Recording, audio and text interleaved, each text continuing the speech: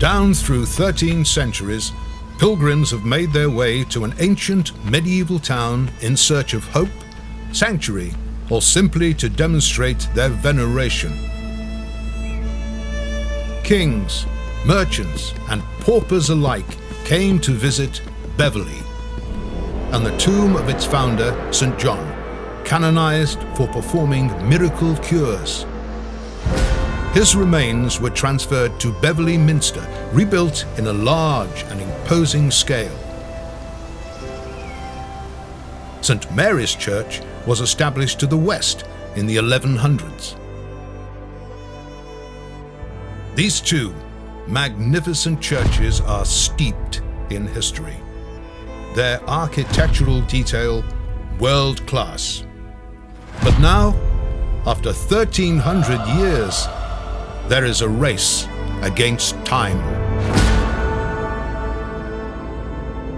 We have this extraordinary situation in our town of having two beautiful and nationally significant buildings. There's nowhere else in the country with this kind of situation. Beverley Minster is the largest parish church in England. Same governance, same resources as your local church at the end of the street. And yet we find ourselves custodians of this building of international importance. We have to go out fundraising in a big way.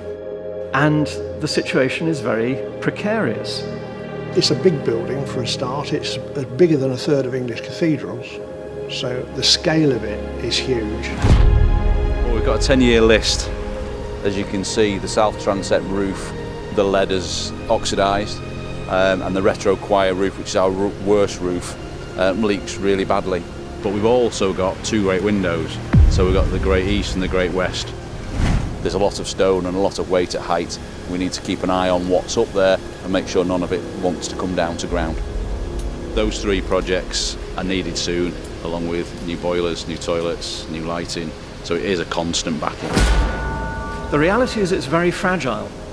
It is only a parish church, so it basically has the same resources as any other church housed in a much more modest building.